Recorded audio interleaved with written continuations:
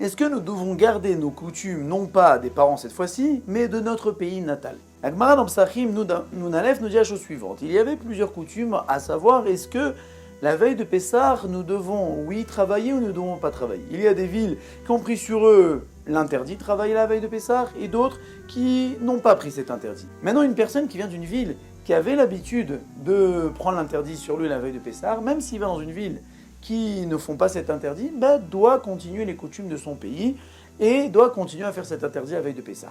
Il y a des commentateurs qui vont au-delà de ce que nous voyons dans la Gemara en parlant de ville et d'interdit. Dans tout corps, il y a une Neshama. La Neshama vient du trône céleste. Donc nous venons d'un pays qui est parfait.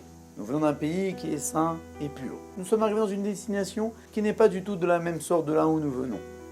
Il n'est pas parfait, il n'est pas saint et il n'est pas pur. Mais la Gemara nous dit que lorsque nous venons d'un pays qui a des habitudes telles, nous devons continuer ces habitudes-là. Donc si nous venons d'un pays parfait, notre Neshama vient d'un pays parfait, d'un endroit parfait, d'une origine parfaite, nous devons essayer au maximum de rester des gens parfaits dans ce monde-ci, de nous parfaire. De la même manière que nous pouvons entendre les Ashkénazim qui sont fiers de leurs coutumes, ou des Marocains qui sont fiers de leurs coutumes, ou des Tunisiens qui sont fiers de leurs coutumes, bien que des fois c'est des coutumes dures à prendre et restreignantes, mais ces gens-là sont fiers de leurs coutumes. Alors nous devons être fiers de notre pays d'origine qui est le trône céleste, et de savoir que nous venons pas de n'importe où, et de continuer cette coutume, d'essayer d'être gens saints, purs et parfaits.